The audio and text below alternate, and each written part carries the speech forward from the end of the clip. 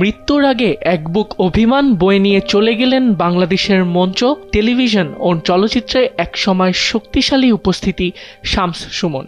17 March রাজধানীর ল্যাবেইড হাসপাতালে চিকিৎসাধীন অবস্থায় শেষ নিঃশ্বাস ত্যাগ করেন তিনি। দীর্ঘদিন ধরে নানা শারীরিক জটিলতায় ভুগছিলেন এই গুণী অভিনেতা।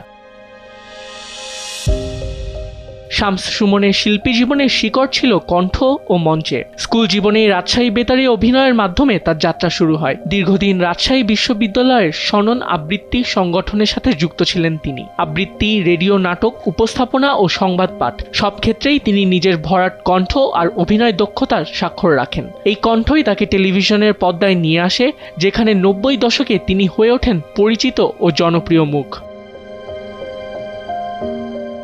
মন জানে না মনের ঠিকানা, কক্সবাজারে কাকাতুয়া, চোখের দেখা, প্রিয়া তুমি সুখী হও, আয়না কাহিনী, বিদ্রোহী পদ্মা, নমুনা এবং বিশেষ করে মুক্তিযুদ্ধভিত্তিক জয়যাত্রা চলচ্চিত্রে তার অভিনয় দর্শকের মনে গভীর ছাপ ফেলে।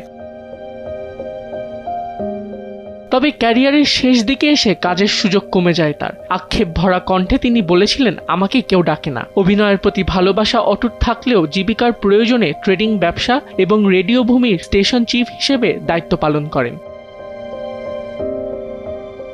শুধু বিনোদন জগতেই নয়, তিনি ছিলেন সামাজিক ও রাজনৈতিকভাবে সচেতন একজন মানুষ। 90-এর স্বৈরাচার বিরোধী আন্দোলনেও সক্রিয় অংশগ্রহণ ছিল তার। সময়ের পরিবর্তনের সঙ্গে তাল মেলাতে না পারার কথাও তিনি অকপটে স্বীকার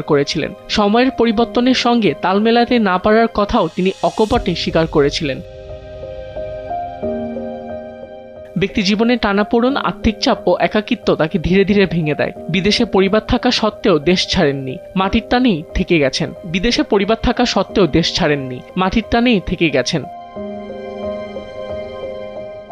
জাতীয় চলচ্চিত্র পুরস্কারপ্রাপ্ত এই অভিনেতার শিক্ষক বা আবৃত্তিকার হওয়ার ইচ্ছা থাকলেও শেষ পর্যন্ত অভিনয়ই হয়ে ওঠে তার প্রধান পরিচয়। আলো আঁধারের এই জীবনে তিনি প্রমাণ করে গেছেন, একজন শিল্পী বেঁচে থাকেন তার কাজ, স্মৃতি আর মানুষের ভালোবাসায়।